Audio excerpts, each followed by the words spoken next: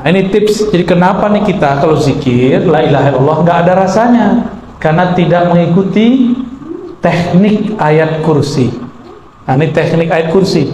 Sebelum baca la ilaha illallah, sebut dulu nama Allah di qalbu. Allah, Allah, Allah. Isbatkan dulu, tetapkan dulu nama Allah di qalbu. Baru baca la ilaha, dihunjam lagi ke tempat qalbu yang tadi baca Allah illallah. Kalau nur ketemu nur, disebut nurun ala nur. Nama Allah itu cahaya. Kita masukin lagi nama Allah, cahaya lagi. Cahaya berlapis-lapis cahaya. Kira-kira begitu. Ini tips supaya berangkat dari zikir munafik menjadi zikir mukmin.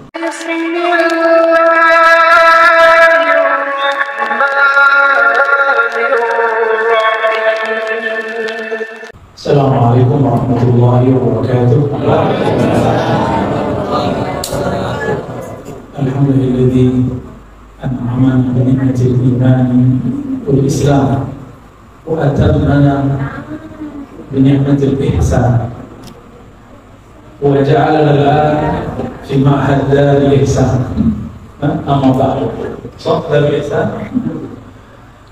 Allahumma salli wa sallim wa barik ala sayyidina Muhammad wa ala alihi wa sahbihi wa dhurriyyatihi wa mahdi khalifatihi wa sallam. Kiai Adi, para asatidz, para masyayikh, para tamu, semoga dalam ridha Allah Subhanahu wa taala. Semoga selalu sehat, afiat. Kalau dikasih sakit, semoga ridho. Amin.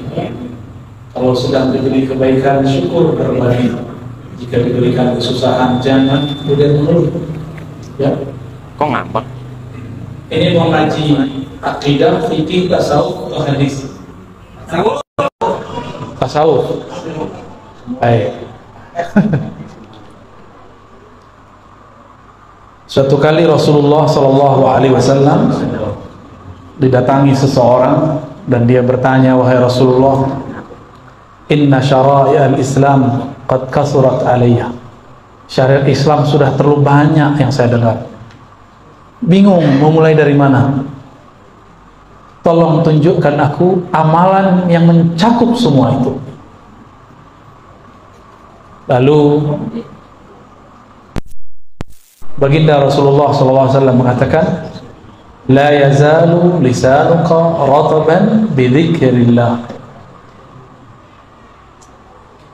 Jika syariat Islam terlalu banyak bagimu, ilmumu sudah kebanyakan, lalu kamu bingung mulai dari mana, maka ketahuilah amal yang paling mencakup semuanya, tujuan dari amalan itu cuma satu, zikrullah. Maka kemudian Nabi mengatakan, la yazalu lisanuka ratban bi dzikrillah. Lisanmu senantiasa basah, tergerak untuk menyebut-nyebut nama Allah. Lisan itu ada dua, ada lisan zahir, ini dia. Ada lisan batin, lisan qalbu. Tujuan dari lisan ini supaya lisan yang di qalbu ikut berzikir. Duluan mana yang berzikir? Qalbu atau lisan? Qalbu. Itu mukmin namanya. Tapi kalau duluan lisan, itu namanya munafik. Imam Ghazali ditanya muridnya mengenai tingkatan orang baca zikir. Apa kata beliau? Tingkatan pertama, lidah membaca, hati melayang. Benar ya? Baca la ilaha illallah, pikiran kemana-mana. Benar. Itu sebenarnya sudah munafik kecil itu. Karena idza hadatsa kadzaba. Kalau dia berbicara, dia bohong. Dia mengatakan la ilaha illallah tapi kalbunya melayang-layang. Maka itu munafik kecil. Nifaq sughra. Munafik kecil. Itu berbahaya kalau dibiarin. Ya. Oleh karena itu kalau baca la ilaha illallah harus bersamaan kalbu dengan lidah. Bahkan mulai dari kalbu. Saya lihat ini ada foto Syekh Fadil, ya, Said Fadil. Pernah menginjakkan kaki di sini? Ya? Pernah ya? Nah, beliau zuriat Syekh Abdul Qadir Jilani dan yang menyelamatkan karya-karya Syekh Abdul Qadir Jilani, ya, salah satu pemegang sanad kitab-kitab beliau lah, ya. Syekh Abdul Qadir Jilani itu keturunan Sayyidina Ali, jadi beliau Sayyid juga, maka disebut Sayyidi Syekh atau Sidi Syekh. Dan ajaran beliau yang paling dikenal adalah ajaran la ilaha illallah, baik zikirnya keras ataupun lembut. Maka sekarang dimanapun di dunia, kalau ada orang zikirnya sedikit keras, la ilaha illallah, itu pasti murid-murid daripada orang yang bersanad bersilsilah kepada Syekh Abdul Qadir Al-Jilani, ya. Syekh Abdul Qadir Jilani mengajarkan kalau baca la ilaha illallah supaya sesuai qalbu dengan lisan, maka ada pemaknaannya. La ilaha itu nafi, menolak selain Allah. Illallah hanya menerima Allah semata. Ya. Duluan mana? Menolak atau menerima? Coba buka ayat kursi. Allahu la ilaha illahu. Allah dulu baru la ilaha illahu. Allah itu isbat. Kita tetapkan dulu nama Allah di qalbu, baru baca la ilaha. Ilaha dengan pikiran. Maka kalau orang belajar zikir dalam thariqah, itu pasti la ilahanya diarahkan ke pikiran. La ilaha, itu kan? Rahasianya begitu. Karena pikiran ini bisa mikir banyak. Kalau kolbu nggak bisa banyak, kolbu cuma satu. Kolbu hanya mampu memikirkan satu, hanya mampu mengarah kepada satu, nggak bisa dua, ya. Tidak ada dua kolbu di satu dada, nggak ada, ya. Nah, ini tips. Jadi kenapa nih kita kalau zikir la ilaha illallah nggak ada rasanya, karena tidak mengikuti teknik ayat kursi. Nah, ini teknik ayat kursi. Sebelum baca la ilaha illallah, sebut dulu nama Allah di kolbu. Allah, Allah, Allah. Isbatkan dulu, tetapkan dulu nama Allah di kolbu, baru baca la ilaha, dihunjam lagi ke tempat kolbu yang tadi baca Allah illallah. Kalau nur ketemu nur, disebut nurun ala nur. Nama Allah itu cahaya, kita masukin lagi nama Allah, cahaya lagi, cahaya berlapis-lapis cahaya. Kira-kira begitu. Ini tips supaya berangkat dari zikir munafik menjadi zikir mukmin. Zikir munafik jadi zikir mukmin. Ya. Kolbu ini terganggu kalau mata melihat. Maka kalau zikir, kata Nabi, ghammid ainaik, wahai Ali, pejamkan matamu. Jadi kalau zikir, mau subhanallah, mau alhamdulillah, mau Allahu akbar, apalagi la ilaha illallah, pejam mata, ya. Ustaz, Buya, Syekh, saya kalau zikir pejam mata tambah banyak yang kelihatan. Wah, berarti belum isbat nama Allah di kolbu, ya. Kenapa ada namanya titik-titik zikir? Untuk memfokuskan kolbu, untuk membatasi pikiran yang melayang-layang. Maka ada namanya titik-titik zikrullah. Ya, kita ini kalau jalan nggak pakai GPS, bingung mau kemana. Maka teknik diambil dari titik pusat, dibawa ke ubun itu, semua itu namanya GPS la ilaha illallah. Ya, nikmati, jangan bilang ini kayak bid'ah, jangan begitu. Ya, orang sudah nangis zikrullah, kita masih mikir.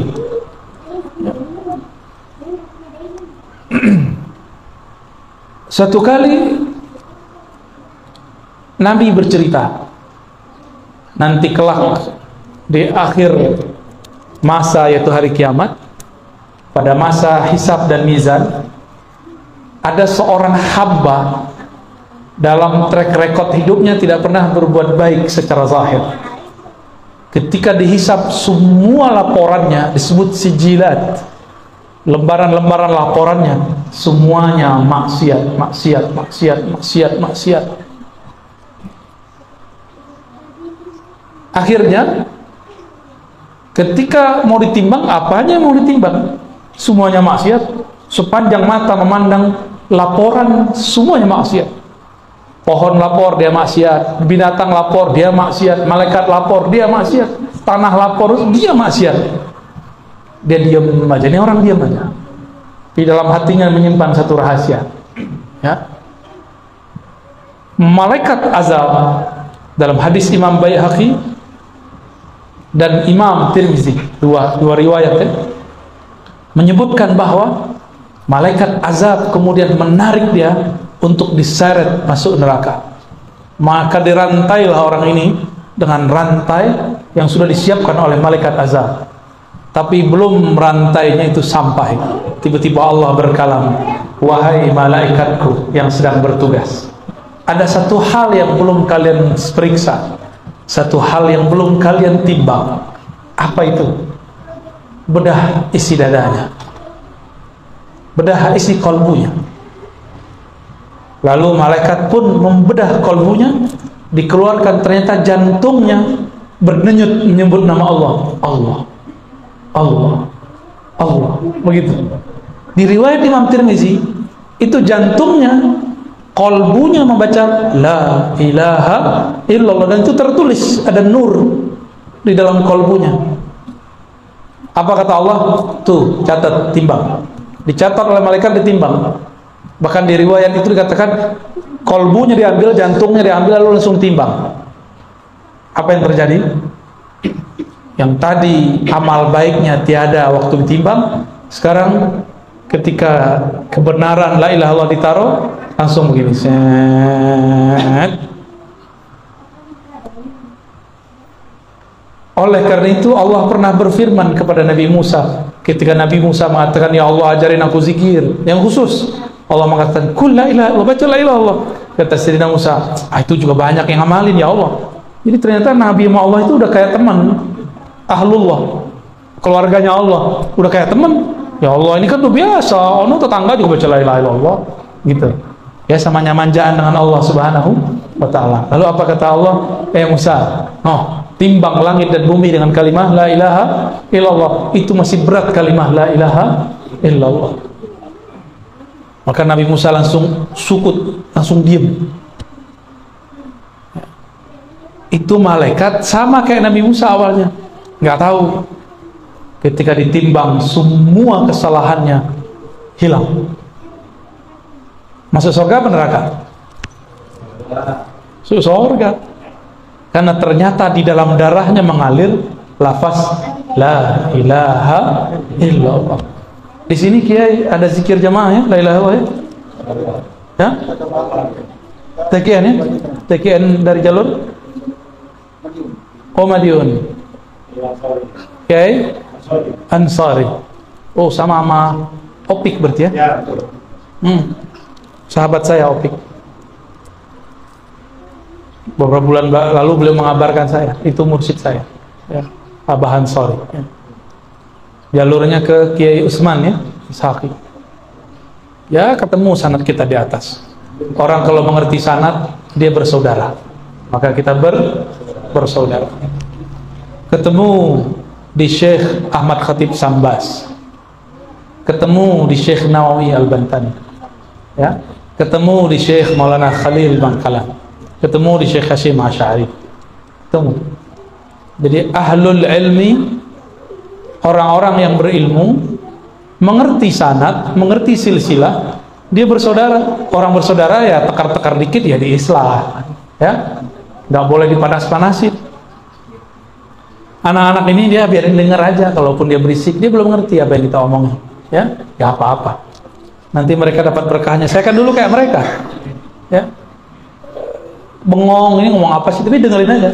Tapi sekarang saya paham yang diomongin orang dulu, ya. Umur berapa deh? Lupa umur deh. 12. Saya umur 12 sudah belajar thariqat samaniyah. Ya, sudah tahlil udah hilang. Kalau tahlil saya nggak ada lagi sama badan saya. Seumur dia. Thariqat samaniyah, qadiriyah, khalwatiyah. Thariqatnya Abah Gurus Kumpul. Ya. Ketemu sanadnya nanti di Syekh Abdul Somad dan Syekh Arsyad Al-Banjari, Abdul Somad Palembani, Syekh Arsyad Banjari. Ketemu lagi di atasnya Syekh Muhammad bin Abdul Karim As-Samani, ya, Al-Madani di Madinah. Seumuran ini, Pak. Saya bilang ke bapak saya, jadi bapak saya itu nyimpan buku-buku tasawuf, buku akidah, buku-buku unik lah, disimpan di suatu lemari. Bapak saya bilang, jangan baca buku ini. Kalau cowok-cowok yang penasaran kayak saya dilarang begitu gimana? Coba-coba, kepo. Saya carilah itu kunci, ketemu, kita buka kuncinya. Dulu saya hobi baca komik, jadi seumuran kalian saya baca komik, tapi saya bosan baca komik. Ini komik apa aja dulu saya baca. Jadi kalau ada anak-anak senang komik, itu bagus, ya, tapi harus diarahin. Dari komik saya berpindah kepada buku kisah para sahabat. Saya masih ingat kalau saya punya buku kisah Sayyidina Ali dan Sayyidina Khalid, itu buku tebal. Lalu ada kisah-kisah para nabi, ada 100 nabi, bukan hanya 25. Lalu ada kisah para sahabat, 60 sahabat.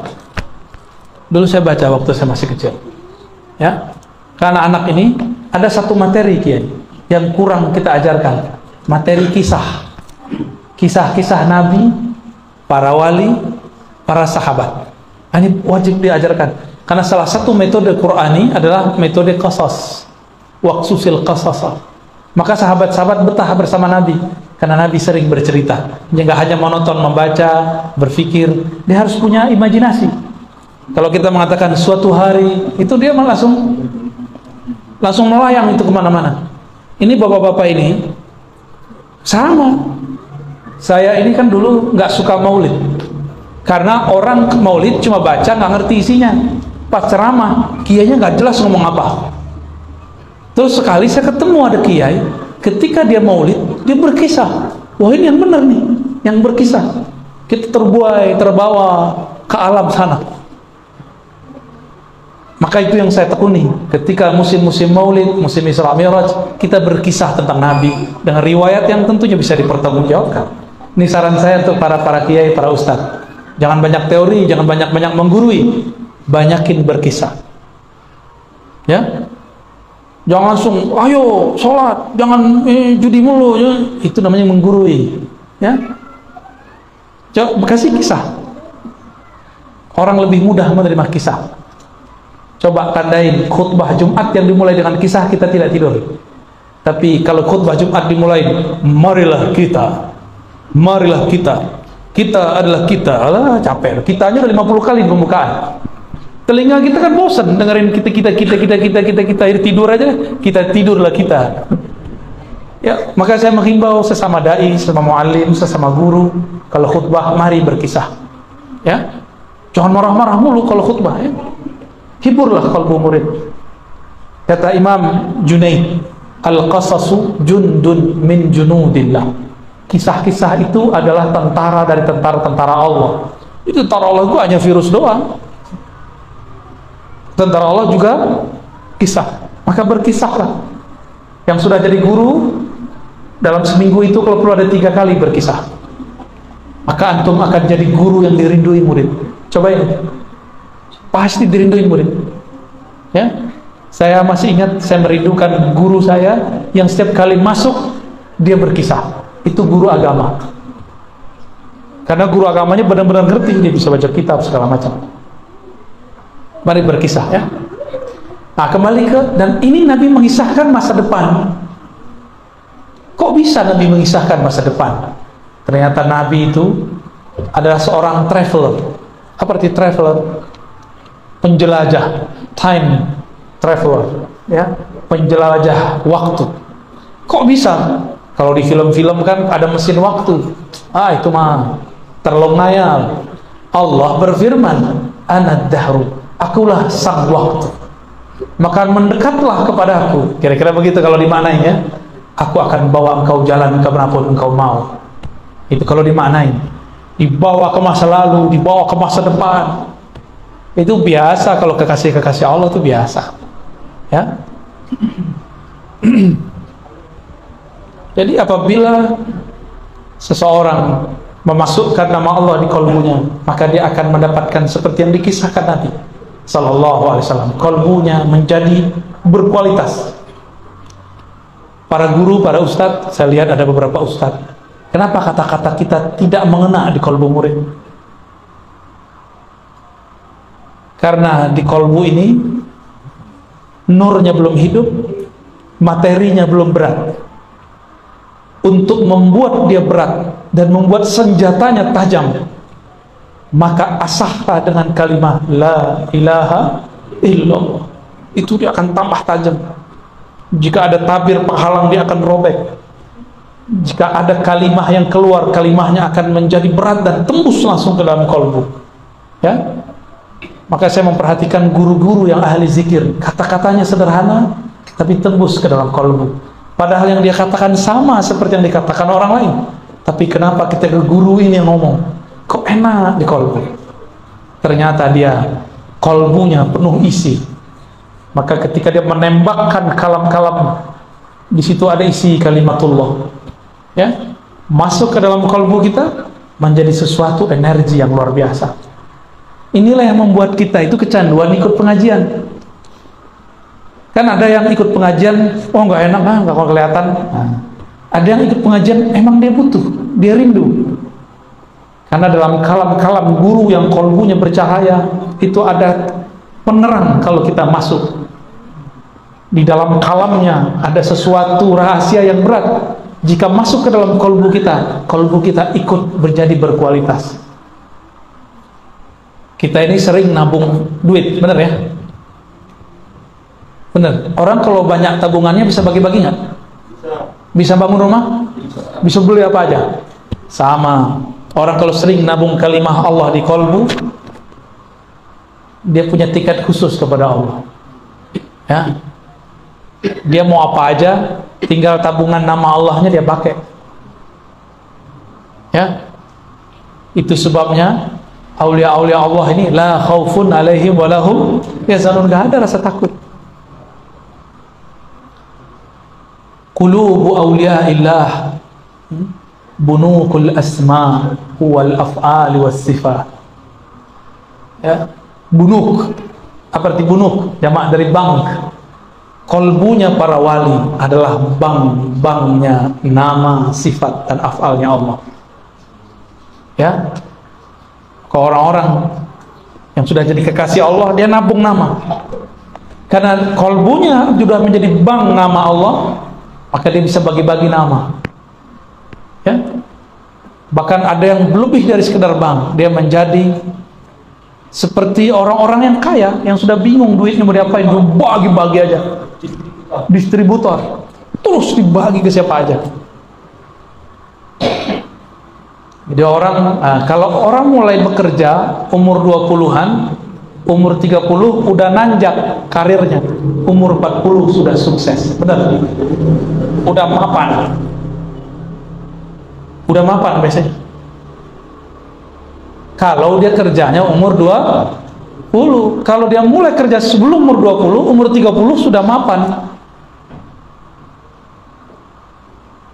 Sama, orang yang melatih kalbunya sebelum dia dewasa, belum dia tua, dia sudah matang.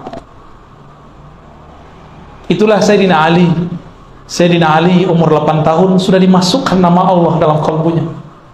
Maka ketika beliau masih sangat muda belia, beliau sudah menjadi gurunya para sahabat. Dan Nabi mengatakan, ana madinatul ilmi wa aliyun babuha. Aku kota ilmu, gudang ilmu, sumber ilmu. Kalau mau masuk lewat Ali, Alilah pintuku. Maka tidak ada sekarang thariqah kecuali lewat Sayyidina Ali. Atau thariqah Naqsyabandiyah lewat Sayyidina Abu Bakar, tapi juga lewat Sayyidina Ali. Sanad sahihnya lewat Sayyidina Ali, sanad ruhaninya lewat Sayyidina Abu Bakar. Karena kalau pakai sanad Sayyidina Abu Bakar ada riwayat, 3 riwayat terputus secara jasad, tapi terhubung secara rohani. Namun kalau lewat Sayyidina Ali ada 2 cabang dan dua-duanya muttasil, nyambung. Ya, kalau dalam ilmu hadis terputus lemah, tapi dalam ilmu tasawuf jika nyambung secara rohani dia tidak lemah, malah tambah kuat. Ditambah sanad yang tersambung kepada Sayyidina Ali. Inilah beruntungnya kita. Jadi Bapak Ibu, ini rahasia kita aja ya. walaupun ada yang ngerekamnya. Ahlus sunnah itu jangankan ilmu yang besar, Al-Quran yang banyak itu ayatnya, satu kalimat la ilaha illallah aja ada sanadnya. Satu kalimat la ilaha illallah ada sanadnya. Bahkan dipecah kalimat huwa itu ada sanadnya. Hu Allah ada sanadnya. Zikir ya hayyu ya qayyum itu ada sanadnya semua. Apalagi Quran, apalagi sholat, apalagi ilmu ma'rifat, bersanad semua. Nggak ada yang bersanad kita. Saya jenggot aja ada sanadnya nih Pak. Kenapa saya berjenggot sedikit Pak? Nggak sepanjang Bapak itu ya. Sepanjang Bapak itu jenggot saya jadi ke timur, la syarqiyah wala gharbiyah deh. Nggak ke timur ke barat, nggak jelas ya. Susah bisa punya serapi itu tuh ya. Ini jenggot saya pertahankan karena dulu kita dalam ijazah guru saya jarang berjenggot, tapi giliran mau memuridkan hadis jenggot beliau panjangkan sedikit, karena ada namanya ijazah al-musalsal bi qabdil lihyah, ijazah hadis sebagaimana dulu Nabi pernah memegang jenggotnya lalu Nabi ngomong, maka guru saya menyampaikan hadis itu sambil megang jenggotnya walaupun cuma jenggotnya dikit. Itu ada sanadnya. Nanti minta ke guru Jailani ya. Setelah Abuya Ahmad Syarwani ya, wafat, itu salah satu pemegang sanadnya adalah guru Jailani. Minta ke sana, sanad musalsal namanya. Mohon diagendakan Ustaz. Beliau ini terlalu tawadhu, nggak mau pamer-pamer sanad. Ya, saya baru ngambil sanadnya. Mungkin saya yang pertama ngambil sanad dari luar ya. Dan saya deklarasikan diri saya murid beliau. Ya, tolong diterima saya jadi murid Pak Kiai. Saya ngomong begitu ya. Dan itu tidak membuat diri saya hina. Jadi kita kalau jadi murid orang justru itu menambah kemuliaan rohani. Kalau sebagian orang kan gengsi, masih muda gitu. Itu nggak sopan tuh ngomong begitu ya. Jadi jenggot ini ada sanadnya nih Pak. Hampir kalau celana nggak ada sanadnya, nih bid'ah ini ya. Kalau ini ada sanadnya, tasbih aja nih ada sanadnya, ini ada sanadnya. Jadi nggak ada kita punya amal kecuali kita bersanad lah dituduh bid'ah. Dia bilang wirid pagi sore kita bid'ah, dia bilang zikir ba'da sholat kita tahlil kita bid'ah. Kan lucu. Nabi ngomong syariat Islam yang paling mudah kamu kerjakan, la yazalu lisanuka ratban bi dzikrillah. Lisanmu senantiasa sibuk basah menyebut nama Allah. Di akhir surat Al-Jumu'ah, gimana ayatnya? Pak, gimana ayatnya? Fa idza qudiyatis shalah fantashiru. Ya, terus ya, kawan kita pakai ayat itu dalil untuk membantalkan zikir ba'da sholat. Kan kacau itu Pak. No, ayatnya apabila selesai sholat Jumat maka langsunglah kamu bertebaran mencari rizki Allah. Ya salam, kalau mau berdalil jangan pakai terjemahan ya. Kita mentafsir saja itu ada sanadnya, disebut tafsir bil ma'thur.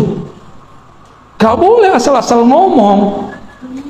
Jika selesai sholat fantashiru, maka bertebaranlah. Ini dalil bahwa ba'da sholat nggak boleh berzikir, bid'ah mimpin zikir. Kata kawan, kita tanya sama dia, boleh nggak mentakwil, mentaksir dengan ra'yu dan akal pikiran? Oh nggak boleh. Kita tanya balik, kamu tahu tafsir itu dari mana? Oh itu dari teksnya. Wah, berarti dia pakai akal-akalan. Yang ngerti makna ayat ini siapa? Rasulullah Sallallahu Alaihi Wasallam. Rasulullah pada salat Jumat langsung bertebaran atau zikir dulu? Zikir dulu. Tapi ada dua riwayat yang berbeda. Sayyidah Aisyah punya riwayat beliau tinggal di rumah. Kata Sayyidah Aisyah, Nabi kalau ba'da salat baca istighfar lalu Allahumma anta salam dan balik. Kata Sayyidah Aisyah. Tapi kata Sayyidina Abu Hurairah, kata Sayyidina Abdullah bin Umar, kata Sayyidina Abdullah bin Abbas, Abu Sa'id Al-Khudri, Jabir, Ibn Mas'ud, semuanya sepakat meriwayatkan Nabi kalau ba'da sholat itu zikirnya beragam. Ada yang istighfar ini, ada yang istighfar itu, ada Allah mantas salam, ada yang la ilaha illa syarikalah, Allahumma la mana lima a'taita, ada yang zikir Fatihah, ada subhanallah 3 kali, ada subhanallah 25 kali, begitu beragam oleh guru-guru kita dulu. Ketika Tuan Guru Syekh Muhammad Arsyad Al-Banjari pulang dari Madinah, maka dia ajarkan murid-muridnya ada namanya perukunan. Benar, di perukunan itu amal orang Madinah dulu. Jadi kalau kita datang ke tempat-tempat orang tua-tua lama di Madinah, itu zikirnya sama seperti yang ada di perukunan, persis sama, nggak jauh beda. Astaghfirullahaladzim, la ilaha illa huwal hayyul qayyum wa atubu ilaih. Ada semua. Min dzalika billazi alam, ada semua ya. Habis itu Allah mantas salam, habis itu la ilaha illa syarikalah, habis itu Fatihah, ayat kursi. Ya, benar enggak? Habis itu surah Al-Imran ya. Inna dina indallahil Islam. Habis itu baru tasbih 33, alhamdulillah 33, Allah akbar 33, tahlil. Ditutup dengan asyhadu an la ilaha illallah wa syarikalah, ilahu wahid wa rabban syahidillah. Semuanya itu amalan mereka semua. Dulu diamalkan oleh orang Madinah. Sekarang di Masjid Madinah amal itu sudah tidak ada. Pindah ke Pulau Kalimantan ya. Pindah ke Balikpapan. Udah dibuang oleh mereka. Maka kita nggak boleh bercerita tentang Nabi satu riwayat. Ada kaedahnya. Jika riwayatnya tentang isi rumah tangga, amal Nabi di dalam rumah, maka riwayat istri-istri Nabi lebih sahih. Contoh, cara Nabi buang air kecil, cara Nabi mandi, cara Nabi tidur, amal-amal yang Nabi lakukan di Madinah, di ruang rumah, maka riwayat istri-istri Rasulullah SAW itu lebih kuat. Adapun jika riwayatnya berkaitan dengan luar rumah, maka riwayat sahabat dianggap lebih kuat. Nah, ini ada ilmunya ya, ada kaedah-kaedahnya begitu. Al-Imam Al-Hazmi, Abu Bakar Al-Hazmi Al-Hafiz Asy-Syafi'i itu punya kitab yang Al-Iktibar fi Nasikh wal Mansukh. Beliau menyebutkan 50 cara menyelesaikan riwayat-riwayat yang berbeda-beda. Salah satunya ketika Aisyah mengatakan Nabi baca astagfirullah, Allahumma salam, lalu pulang dengan riwayat-riwayat sahabat-sahabat yang lain. Itu beliau punya kaidah bahwa yang kuat adalah zikir yang banyak. Tapi sesekali jika sibuk beliau selesai langsung pulang. Ya. Kalau orang sering menyebut-nyebut nama Allah, maka nama Allah itu menjadi kredit, menjadi kekuatan, menjadi tabungan dalam kalbunya. Jika dia sudah menabungnya lama, disiplin, maka satu nama masuk ke dalam kalbu, Allah beratkan 10 kali. Satu nur masuk ke kalbu, Allah lipat gandakan 10 kali. Orang ini kalbunya nanti akan lebih terang daripada orang lain. Ya, lebih terang. Orang ini kalau punya kalamnya lebih berat, lebih terasa daripada orang lain. Kira-kira itu. Ini masih jam 11 aja nih Kiai. Wah, kebalikan 11. 1 tambah 1 sama dengan 2. Ya. Selisih ini sudah disyahadatkan. Syahadat orang Balikpapan udah. Itu jam akhirat kali ya. Terakhir ada satu hadis Nabi Shallallahu Alaihi Wasallam mengatakan, ketika aku naik ke alam malaikat disebut malakut, tiba-tiba aku mendengar ada malaikat berzikir. Ya? Apa zikirnya? Subhana rabbiyal azim wa bihamdi. Ada lagi subhanallahil azim, subhanallah bihamdi, subhanallah bihamdi, subhanallah azim. Itu diulang-ulang. Subhanallah azim, diulang-ulang terus. Jadi ternyata ada malaikat dari awal dicipta zikirnya satu aja. Subhanallah bihamdihi, subhanallahil azim. Itu jadi zikir kita kan? Itu zikir malaikat di alam malakut, di alam malaikat. Malaikat itu nggak minum ini, minumannya zikrullah. Malaikat tuh nggak makan daging, nggak makan ikan, dia makan zikrullah. Maka kalau ada majelis ilmu, majelis zikir, itu malaikat dari langit turun ke bawah, itu kenyang, dia bukan main. Jadi Allah itu memuliakan manusia Dengan apa caranya? Kitalah yang menyajikan makanan-makanan malaikat. Bid'ah nggak ngaji begini? Jadi lebih mulia siapa sebenarnya? Yang ngestok makanannya malaikat kita sebenarnya loh ya. Itulah rahasianya. Ini rahasia kita yang kedua, yang terakhir. Kenapa rumah wali-wali Allah senantiasa didatangi, dikelilingi malaikat? Karena mereka dapat sajian terus di situ. Sebagaimana Sayyidina Ibrahim, setiap kali ada tamu datang dia buatkan makanan. Dia lupa kalau yang datang, kalau saking asiknya. Beliau ini hore kalau ada tamu, beliau girang sekali masak untuk tamu. Kalau kita kan, datang lagi nih, beban lagi nih, gitu ya. Nabi Ibrahim bukan orang kaya, tapi beliau menyediakan beberapa ternak. Kalau ada tamu datang, dia gulai, dia kubuliin, kira-kira gitu loh saran ya. Beliau langsung masak dengan tangannya. Ternyata satu kali yang datang 3 orang itu bukanlah manusia. Sudah dihidangkan nasi, makan, kebuli, kira-kira begitu. Nggak disentuh. Malaikat minat nggak sama nasi? Minat nggak sama gandum? Minat nggak sama daging? Sama janda aja dia nggak minat, sama gadis aja dia nggak minat. Itu malaikat. Kalau kita mah minat aja kan, karena kita bukan malaikat. Karena belum asik, di situ belum sadar. Jadi rutinitas kita kadang membuat kita terhalang daripada memandang rahasia-rahasia. Maka saya apresiasi siang-siang bolong begini, jam kerja masih pada datang ke majelis ya. Gak ngantuk-ngantuk lagi, tidur lagi ya. Aji, itu ruh antum tuh yang bawa sini tuh ya. Kalau ngeruhnya nggak hidup, nggak mungkin datang siang-siang begini. Kalau orang yang akalnya lebih kuat, dia ngomong, ngapain sih siang-siang bolong ngaji? Ini yang punya Darul Ihsan ini aneh nih. Pasti gitu ngomongnya ya. Saya sibuk, enakan tidur kan jam segini, habis makan enakan tiduran ya, molor, enakan rebahan ya. Tapi ruh kita mengajak yang lain. Nah, orang-orang seperti ini didatangi malaikat. Ini amalan Nabi, amalan malaikat. Malaikat mau tugas menghancurkan kaum Bani Lut. Nabi Lut itu masih anak pamannya Nabi Ibrahim. Maka ini malaikat nih, malaikat Jibril, pemilik jenderal bintang 4-nya malaikat, turun sawannya sama Nabi Ibrahim, sawan dia. Maka ini sunnah, kalau kita sampai di satu negeri, satu kampung, kita bilang kepada orang yang membawa, bawa saya kepada kiai tua, kiai sepuh, ulama bersanad. Ini sunnah ya. Terima kasih tadi panitia ya sudah membawa saya kepada Kiai Jailani ya, pewaris sanadnya Kiai Ahmad Syarwani dan anak-anak beliau tadi, ponakan beliau tadi ya, Al-Banjari tadi namanya. Syukran, semoga pesantren ini dapat keberkahan Kiai ya. Amin ya rabbal alamin ya. Wassallallahu ala Muhammad. Silakan kalau ada, silakan dipilih Kiai. Antum Sundawi wala Jawi? Oh, benar di Sunda. Tapi nama Kiai Adi Mulyono. Jawi lah Sundawi. Ya, baik.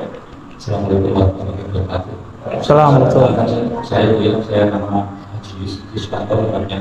Jawa ini. Yuspanto. Ya orang wong Jawa. Jawi. Jawi Trenggalek. Trenggalek. Wah Trenggalek kan? Ya saya mengikuti kajian akhir zaman yaitu Bapak Rohani Kolbu yang saya mengikuti. Insya Allah setiap malam saya, tapi ada sedikit yang saya mau sampaikan. Tapi sebelum ke situ saya mau sedikit menyinggung tadi Jawa tentang Islam umat Islam ya. Jadi saya nggak bisa terlalu sampaikan karena sudah banyak tahu tentang Islam itu sebenarnya apa yang dikisahkan. Tadi banyak yang dikisahkan tentang orang yang maksiat, ahli maksiat. Di situ hakikatnya orang tadi itu senantiasa berubah, hatinya senantiasa sadar kembali. Fafiru ilallah. Ihsan adalah ilmu yang sudah dirasakan. Maka kalau dia sering menyampaikan kenali dirimu sebelum mengenal Tuhan, itu ada di dalam diri yang sadar kembali kepada Allah. Seperti itu. Jadi insya Allah kajian Buya ini bagi orang-orang yang sudah mengkaji tentang rohani akan sampai, tapi kalau tidak sampai kita perlu jaga. Kita harus mohon hidayah kepada Allah, karena yang menyampaikan hati tersebut tadi adalah hidayah.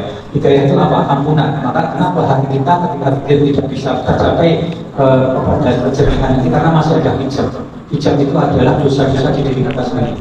Oleh karena itu Buya, saya sebenarnya ingin sekali komunikasi nanti kalau memang ada waktu untuk kajian Buya yang sering menyampaikan tentang Al-Mahdi.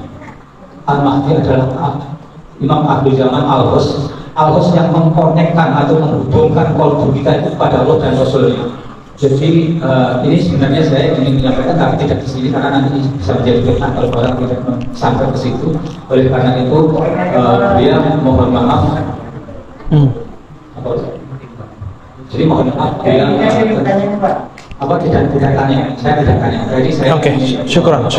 Ya, saya tidak, karena kajian Buya ini masalah berbauran rohani tidak semua orang bisa menerima. Karena apa? Tadi yang dimaksudkan pesan tadi itu adalah kembalinya hati yang sadar kepada Allah, segera diri kita ini, yaitu berarti nggak ada pertanyaan? Tidak ada. Oke, ada yang mau nanya? Syukuran.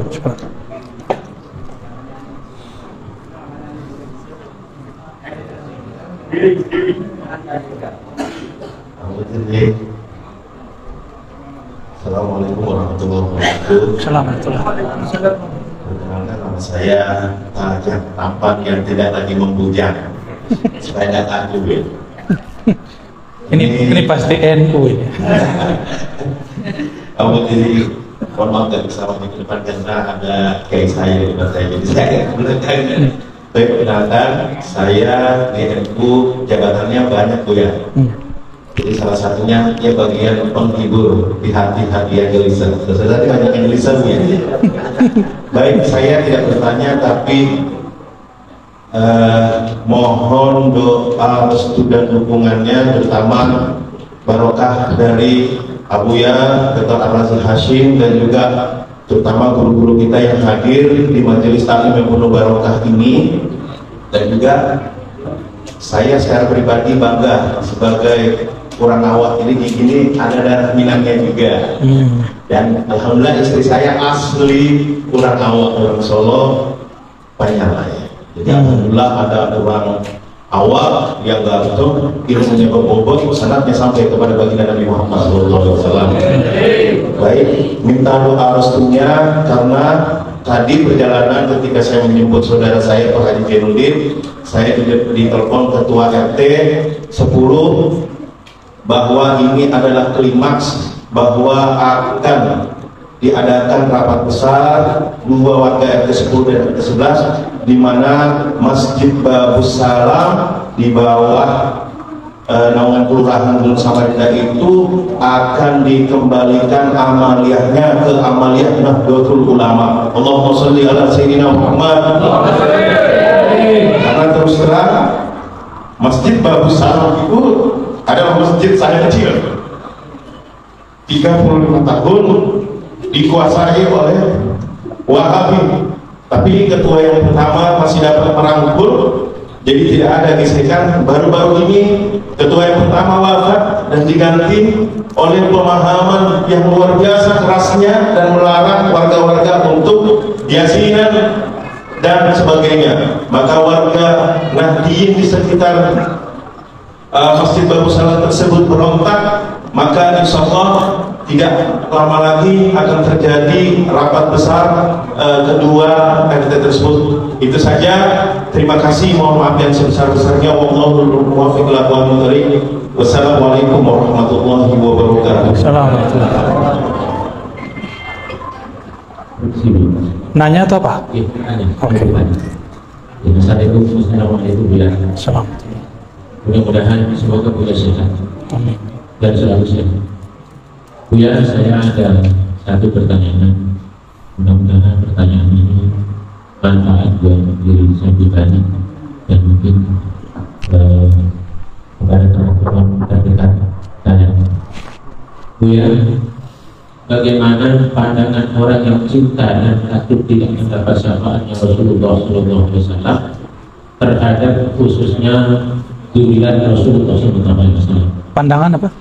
pandangan kita, ya bagaimana pandangan orang yang cinta Dapat syafaat atau tidak?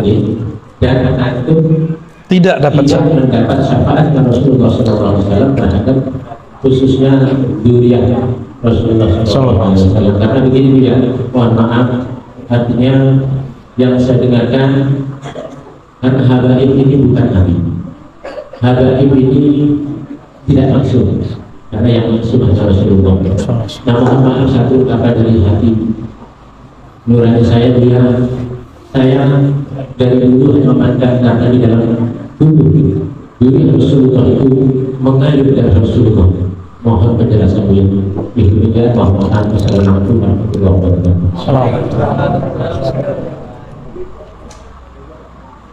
Nabi memerintahkan ahibbu ahla baiti hubban, cintai ahlu baitku karena cinta kepadaku, karena di darahnya ada darahku. Cinta aja, bukan berarti harus ikut dia. Kan Habib ini Sayyid ya. Sayyid itu kalau nggak ngaji ya jahil juga.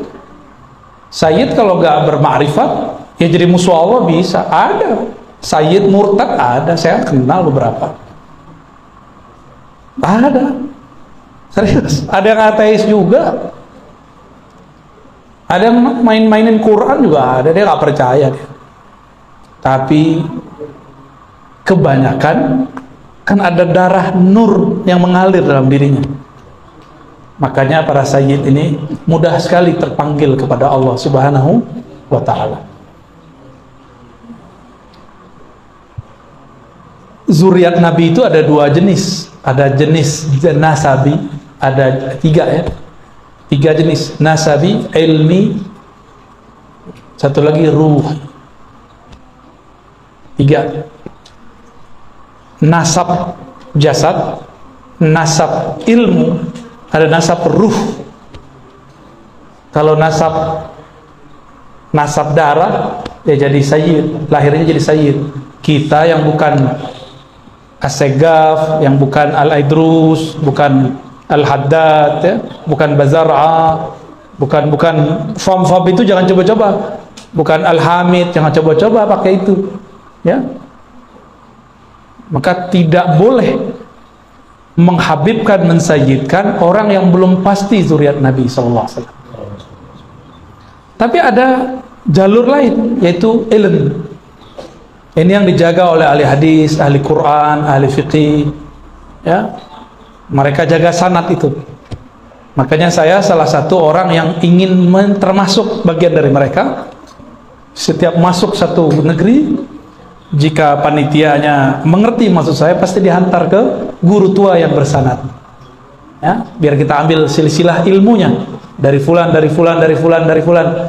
Jadi kalau sanad nasab darah bin binti, kalau ini an dari fulan, dari fulan, dari fulan, dari Rasulullah SAW. Ada satu lagi ruh. Kalau ruh ini langsung Rasulullah. Itulah yang disebut wali kutub, wali abdal. Ruh langsung ke Rasul ya. Kalau ulama cuma dapat nurnya, kalau ini langsung ruhnya, pangkat kewaliannya. Al-Aqtab kutub, ataupun jadi di depannya itu bukan Habib, Al-Kutub atau Al-Abdal ya, waliullah itu. Tapi itu nggak boleh digede-gedein ya.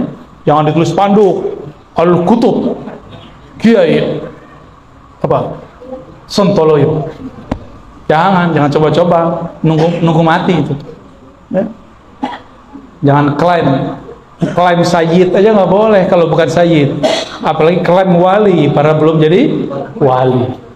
Wali ngerti dia wali ya, tahu dia pengangkatan dirinya, itu tahu dia. Wali kota aja diangkat ya, masa waliullah nggak diangkat? Nggak ngerti ilmu kewalian, uskut. Oh semua orang beriman wali, itu wali am. Ada wali khas, wali yang spesial ya. Nabi aja 124.000, ada yang khas. Para Rasul 313, ada khawasul khawas 25, ada khawas-khawasnya lagi 5 Ada pemegang semua khawas ya, satu Sayyidina Muhammad sallallahu alaihi wasallam. Ya. Apa kata Nabi ketika ada seorang sahabat bertanya, Abu Dzar atau Abu Darda, "Ya Rasulullah, nanti engkau di mana, saya di mana?" Mesti di surga. Apa kata Nabi? Nabi ngerti maksud dia. Dia pengen bersama Nabi. Jawaban baginda Nabi SAW, "Anta ma'aman ahbabta."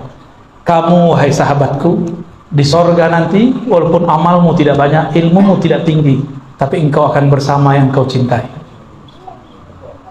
Dari tiga tadi, yang mana yang paling cepat? Kalau orangnya gabung tiga-tiganya, udahlah sayyid, udahlah alim, ruh, itu yang disebut wali kutub, khawasnya kutub. Ada juga wali kutub tapi tidak sayyid. Ada banyak, zaman sekarang ini tambah banyak.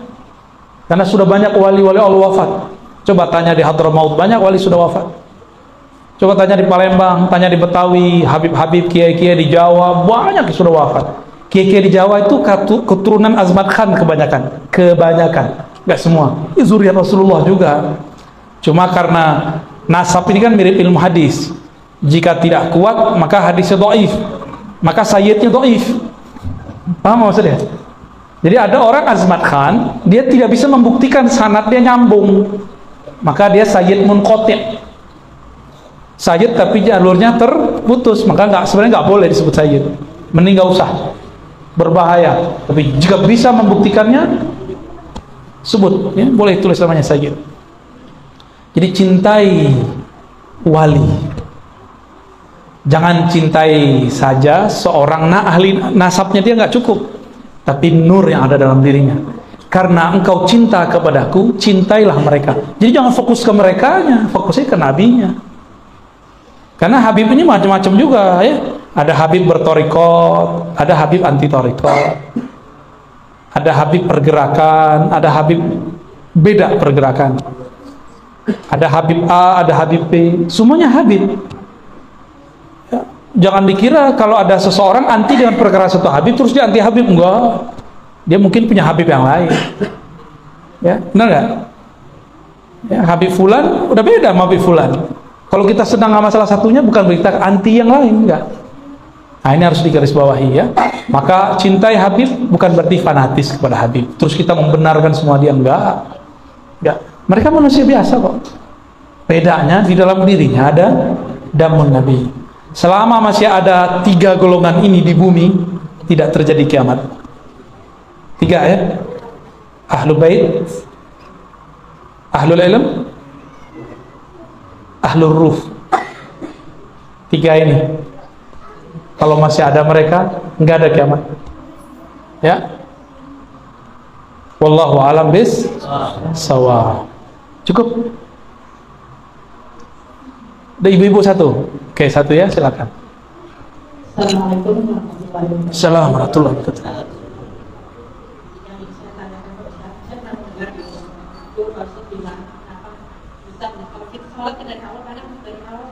Yang kedua,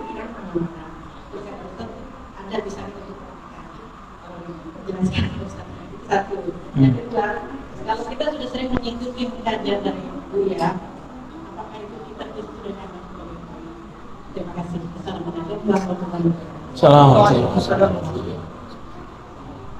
Sholat kok pikiran banyak, katanya ada cara cepatnya. Ya, cara cepatnya sebelum sholat ingat-ingat dulu kita mau nyembah siapa, kenali dulu dia, kita mau nyembah siapa.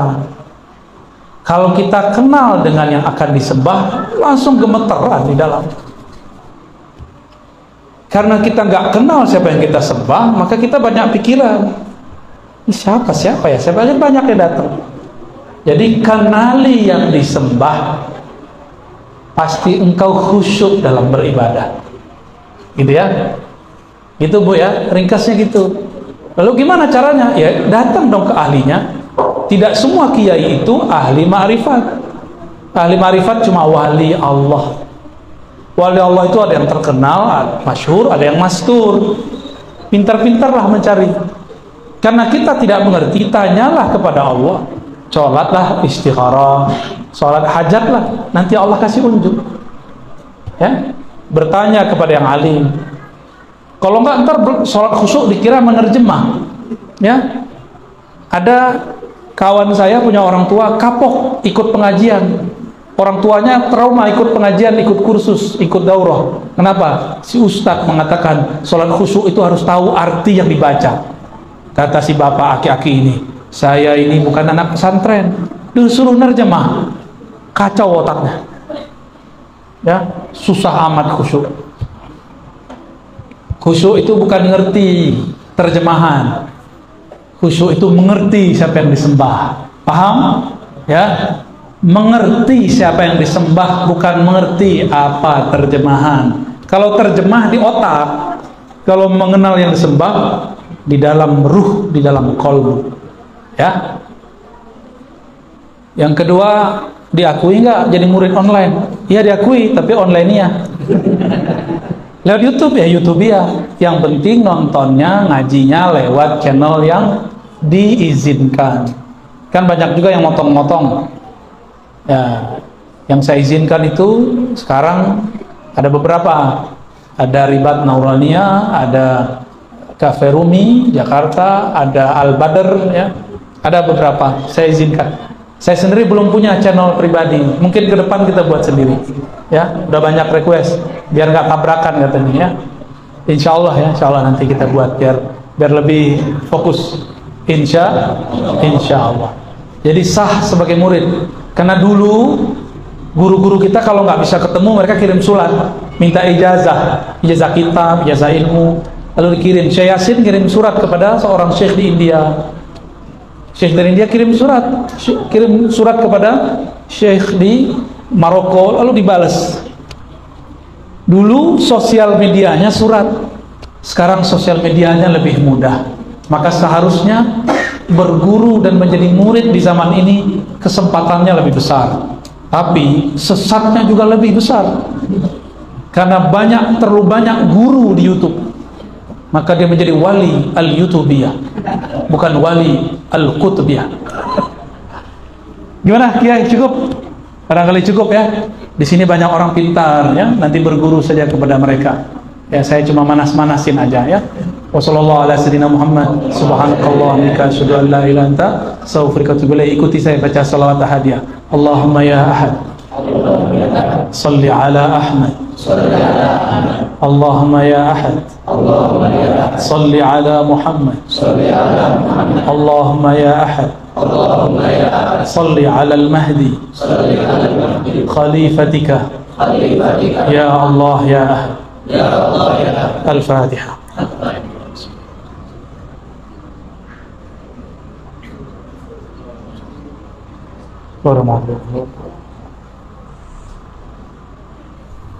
Alhamdulillah Rabbil Alamin. Mohon izin nanti gak usah salaman ya. Saya belum tidur di kasur dari malam tadi, baru tidur di pesawat ya. Mohon izin saya langsung jalan. Assalamualaikum warahmatullahi wabarakatuh.